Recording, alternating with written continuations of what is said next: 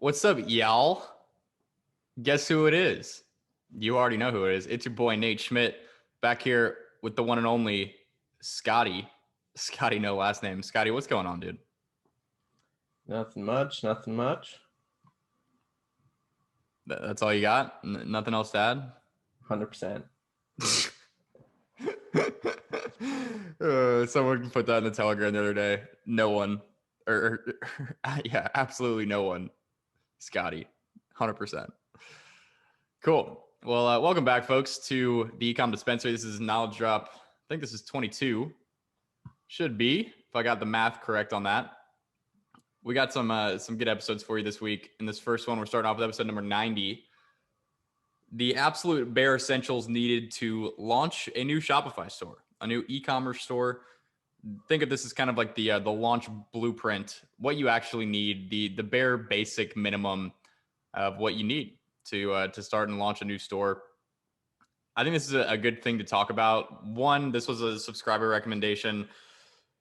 I forgot to write down who it was. So whoever gave this recommendation, thank you. Your hard work does not go unnoticed. But I think this is a good topic to talk about because when you're first getting started with e-com and stuff, you don't really know exactly all the things that you need to do, like in terms of like a checklist of like all the things you need to do to launch a store. And it can seem kind of like vague and confusing. And I think for a lot of people, at least this was the case when I was first starting out, it tends to take entirely too long to start and launch a store from scratch. For some people, it'll take days, weeks, even months to do this whole thing. And it shouldn't take that long. It really is. It can be a very quick process if you have everything dialed in, if you know the bare minimum things that you need to do. And that's kind of the reason I guess we're talking about the bare minimum is because this is kind of what you want to focus on when you're first getting started, when you're first testing a product or a store. You don't want to put in more effort or more time or more work than is necessary to see if your idea is actually good or not. The entire goal when you're first like testing a store is to validate your idea, to see if it has any legs, see if there's any potential, for the long term. So you want to do that as quickly as possible with as little work as possible. You want to be as efficient as possible. And you just don't want to waste time. You don't want to waste time. You got other things you'd probably like to be doing. I do too. And I think this episode might help you with that. So, Scotty, I'll let you start off here. What's your take on, the absolute bare essentials? Anything that you want to, kind of include in here that you think is important for the people to know? So,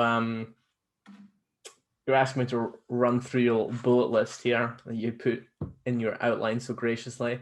You can, or, you can go off the cuff, man. I'm not telling you how to live your life. Okay. So, we've got here your market, which I think you certainly need to know who you're selling to. That's generally where we start. So we go market and then we try and figure out what are we going to sell to these people. So market first, product second. After that, what angle? How are we going to present this product? Why do they need to buy it? Why do they want to buy it? What's the big idea? Yep. Then you're going to need an offer. So beyond just the product, you're also going to have how are you going to present the product price combo? So is it a 2-for-1 deal? Is it a buy 2 get 1 free? Is it buy 1 get 1 20% off? Is it $20 off this weekend only? What's the offer? Is it something limited time only? Is it a limited amount only? Is it just a discount? Is it just a plain offer with nothing special because you're so good at marketing that you don't need a good offer? How are you going to present your product to make it as attractive as possible and seem as high value or seem great value for money? Yeah. Furthermore, make it seem like it's a great deal. How are you going to do that? Yep. Furthermore, of course, if you're going to be running ads on Facebook, you're going to need some ads, minimum 2. So you're going to need copy and you're going to need either image or video or both to sell your product. Before you can make the video ads, you're going to need content. You're going to need content for your product page. You're also going to need content for the actual creative that goes on Facebook. Content. I don't know if there's anyone listening to this that doesn't know what we mean by content, but content is just photo/video. Yep, of your product, of it in use, just white background, whatever you need to make it look good and also to capture attention in your ad. Then moving on down on your actual website. So everything up to this point was sort of like general. Then what you need on Facebook, what you need on your website is a product page or some sort of a landing page. You need a Shopify store. Yeah. Probably. You're probably doing it on Shopify. That's the easiest. Certainly is. Basic homepage. We don't really put much effort into the homepage when we start or ever. Just throw something up so you have something there. Then contact us page, terms of service, shipping, refunds, and returns page. Privacy policy. Those are pages you're going to want to have on your site, either just for usability, like the contact us page. People need to see that there's a way to contact you. And then terms of service, privacy policy, shipping, refunds, return policy.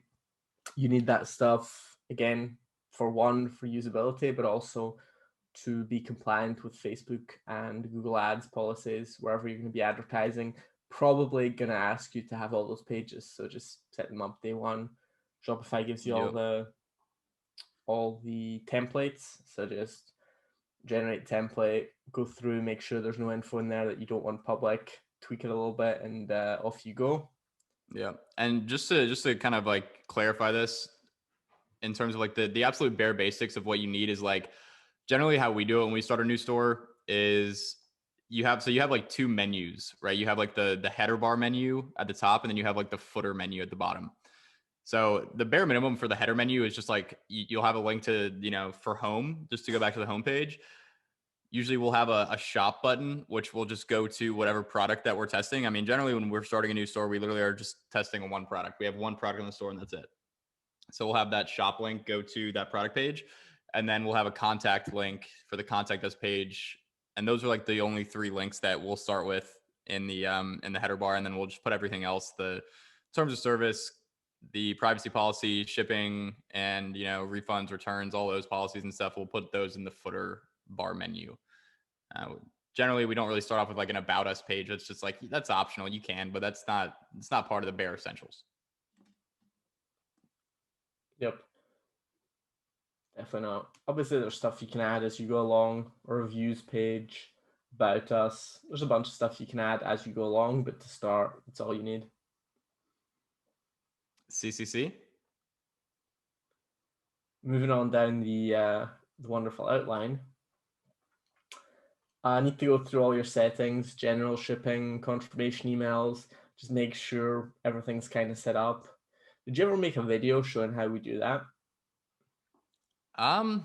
There might be one in Boss Builder from a long time ago. Yeah, that's gonna be out of date. They've moved stuff around. Yeah, they definitely moved stuff around. I mean, it's pretty simple. You just like go to the settings tab in Shopify, and then you just go I just go through each one of them and just input the stuff. Like the main things are, you got to like kind of put the name of the store in there. You got to put the email address that you want to be associated with it. Put like the address, your address and stuff. I think you have to do that anyway when you make the Shopify store anyway. You got to set up like payment settings. So, you have to set up like Shopify Pay or Shopify Payments, Shop Pay, whatever they call it now. Link that up to your bank account, set up PayPal. You actually don't even have to set up PayPal ahead of time. You can just do that after you get your first sale if you want to. And then like just go into the shipping settings, make sure that the shipping is all set up so that when your customers are going through checkout, they have shipping options. And I think one thing that is a little bit more hidden that you might not think about is, so when you import your product, obviously if you're just starting out, the way that we recommend, the way that we do things is just, testing the product from AliExpress. That's kind of how you start to validate it. You'll download the Oberlo app. And this is like, I know this is like super basic for those of you who are a little bit more advanced, but for those of you who might not know, you download the Oberlo app, Oberlo. It's a free app. And then that kind of links up with AliExpress. You put the AliExpress link in there, that imports the product into Shopify. And then there's a setting somewhere. I'm not sure exactly how it is now, but you have to check a setting. I believe it's in Oberlo. It might be in Shopify, that basically pushes the shipping confirmation email to your customers so that when their order is shipped, they get an email with the tracking information. And that's a pretty important thing to set up. It is indeed. 100%. You want to do a test order after you've set all this stuff up, and just make sure you get the emails, make sure all the stuff looks right, make sure in the email you're not seeing like weird your private email or anything showing, not having your private name, make sure your store name shows, make sure checkout process works. People have legit tried to run ads and the fucking checkout wasn't working. You got to actually sign up for the Shopify plan, and you got to disable the password. That's a pretty key part. Yeah, disable the password. That's a big ROAS hack right there. Make sure you set up shipping zones for worldwide. Even if you only sell to the US, if anyone stumbles on your site from outside the US, make sure they can buy. Yeah, that's advice that I don't think I follow myself. I think on the new brand that we're working on, I don't think I have any shipping zones set up for outside the US, but maybe I'll do that. Yeah, we definitely should. What else we got here? I mean, I think that's business account. Yeah, I mean, that's like what we've gone over so far is pretty much everything in terms of the actual Shopify store. Because you got to think, like, in order to the bare minimum, the bare essentials for launching a new store is you need a way to sell a product, and you need a way to drive traffic to it. So there's really two sides of that. You have Shopify, that's kind of like the platform that you host everything on. That's how you sell the product. And then Facebook ads is most likely how you're going to drive traffic. So there's kind of two sides of that. On the Facebook side, once you have everything set up in Shopify, you need to make sure that you have a Facebook business account. And within that, you'll create a business manager, you'll create an ad account, you'll set up all your payment information in there. And then that's, then you can start running ads. Yep. Yep, pretty much. You might not be able to set up a business account right off the bat if you're brand new. Usually you can, but sometimes you can't. If you can't, you just have to run on a personal account first. Personal ad account functions the same way, just some different settings. I think you're missing some of the business options. With business managers, more and more they're asking you to verify it pretty early, and they're going to want the business name to match the BM, I think. The name of the BM, right? You talking about the name of the business manager? Yeah. I don't think so. Or is it only the business info? It's the business info, the address and stuff like that, but not the name of it. Yeah. Gotcha. Yeah, I think that's what it is. Yeah, so you got to get all your ducks in a row. I feel like you should be able to do that without actually incorporating an LLC by doing it like a sole proprietorship. I think that should work. But maybe you do need an LLC. I've done that with my Swiss sole proprietorship back in the day.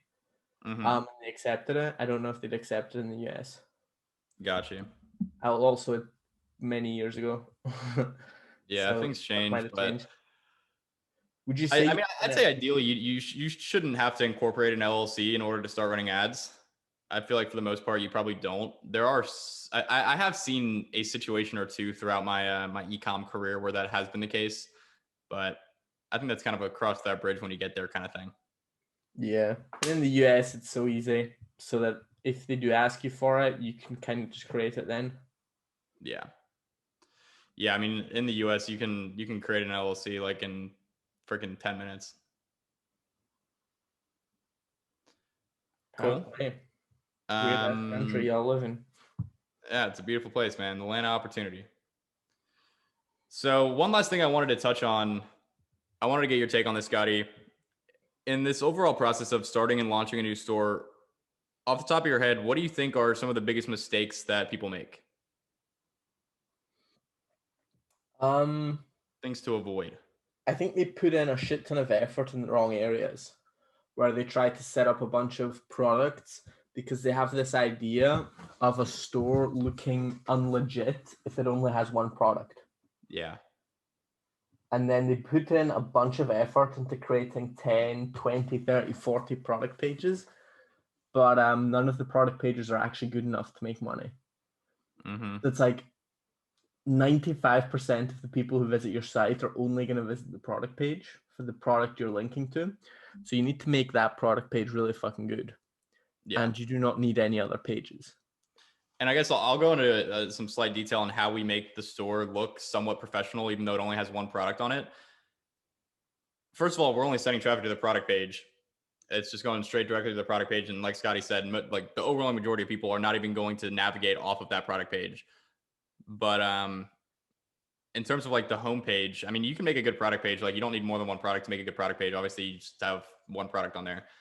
That's pretty simple. On the homepage, what we do is like we just have you have like that kind of like hero header section at the top where you know we'll find some sort of image that is congruent with that brand, that product, that market. Put that as the background image there, and then we'll write some you know, like there's like a little headline, sub headline thing. Just put something simple there. Don't overthink that. It really doesn't matter that much. You have a little shop now button right below that takes you directly to the product page of the product you're testing. And then below that, we'll just have like there's like a section on the homepage that you can put in there. It's like featured product, and then it'll just be like a little preview of the full product page. And we'll just put that there, and then maybe we'll have another little section with some text about the brand or the product or something, just like something very brief. And that's like pretty much it. Like it doesn't look like anything super crazy nice or anything, but it looks good enough to you know to get it going. Yep. Yeah, I think that's a really good one. People spend a lot of time like building out multiple multiple product pages, you know, getting like a logo designed. You don't need a logo to start a store. You can just like mess with the fonts and stuff. That's I guess one thing that you got to do too to launch is you probably want to mess with the fonts and the colors and stuff a little bit, make it look nice and clean. And yeah, I mean, then you're pretty much good to go. You just got to kind of come back to that idea that when you're doing this, you literally at the root level, all you need is an offer and a way to drive traffic to it. And that's exactly what this whole process allows you to do. Build out a store that hosts the offer and then run Facebook ads to it. Don't overcomplicate it. This can literally all be done in one day, in the matter of a couple hours. I've done this in less than 4 hours from start to finish multiple times. I've watched people do it in less than 3 hours, just like it's straight grinding. Only with Adderall and copious amounts of caffeine, however. Yeah, probably that might require some performance enhancing drugs Also to do in less than 3 requires hours. magic blasting in your headphones on loop. Yeah, also an essential. But my advice when you're building a new store is like, if you're just getting started, if you're building your first ever store, I wouldn't expect you to do it in 4 hours. Like that's a very quick time. But I also would say like the absolute max would be like a week. You shouldn't spend more than a week in the stage of you've made the Shopify store. Between the time that you make the Shopify store and the time you start running ads, it should be, I mean, a week is a long time. Like that's the absolute max, I think. I think maybe like 2 to 3 days is probably a little bit more realistic. That's a little bit better. The more time you give yourself in this process, the more that your brain is going to overthink it and give you reasons why this shouldn't work and why you shouldn't test it and why you should do something else.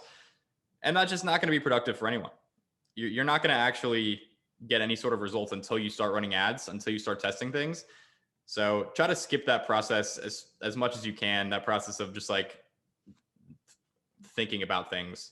It's it's largely counterproductive. Just once you've kind of got the bare basics dialed in of what you're going to do, get it done and get ads up. And one thing that I forgot to mention that I'll include in the description of this episode is we have something called like an initial concept template. An initial concept is kind of like our way of starting when we're kind of like strategizing a new store. This is kind of what we use. This is what we've given some of our mentorship students in the past. So I will link that in the description if you guys want to use that for strategizing stores. One other thing I would add is that once you've done this once, if you run ads and it doesn't work, you can leave a lot of the things the same, switch out product name, store name, domain. Yeah, you need a domain, by the way. We didn't mention domain. that. Yeah, that's something we didn't mention yet. But yeah, you can switch out a couple of key things like that and start running again a lot quicker the second time you do it. And yeah, that's kind of why we don't do the whole general store approach where we test products in a general store. I just don't think that works well. I think it in theory could work, but it's not as congruent because the general store is not going to be as specific. The design, the layout, the domain name, it's not going to be as specific to what you're doing as if you set up a site just to sell a specific product. So it's not going to convert as well in general. And then also because you're going into it with the idea of, oh, I'm going to set up a bunch of products on here and test them rapidly, none of the products are going to be as good because you're not going to put in the same effort because you're thinking it's a volume game, which it kind of is, but only if you're doing good enough work. And beginners on general stores generally are not doing a good enough job on each individual page to make anything work. Yeah, that is very true. Quality is definitely more important than quantity, generally speaking, when it comes to launching stores and testing products and all that kind of stuff. And then I guess my parting piece of advice would be when it doesn't work, like Scotty was just saying, you can, if you're going to test something completely different, you can use the same store and just, change all the things that you need to change, keep a lot of the things the same, like the, the shipping settings and things like that. My advice would be to, when you've decided that something isn't working and you want to test something else, start doing that as fast as possible. Have as few down days when you're not running ads as possible. Obviously, it's not going to be every single day that you're running ads testing something when you're first getting started, but it should be most days. You want to minimize the amount of time that you're not running ads, that you're not testing things, because the days that you're not testing anything, you're not really making a whole lot of progress. You're not really doing the thing that's going to make you the monies. So you want to test a lot. You want to test fast. Do good work, but work with speed. Work with speed. Yes, sir. Yes, sir. All right, cool. Well, I think that'll do it for this one. The Absolute Bare Essentials needed to launch a new store, the launch checklist / blueprint, whatever you want to call it. Those are the things that you need to be worried about. And if we didn't mention them, then there's a small chance that we forgot, but there's a much larger chance that it just doesn't matter. So probably just don't worry about it. Focus on these things, and we'll talk to you guys in the next one.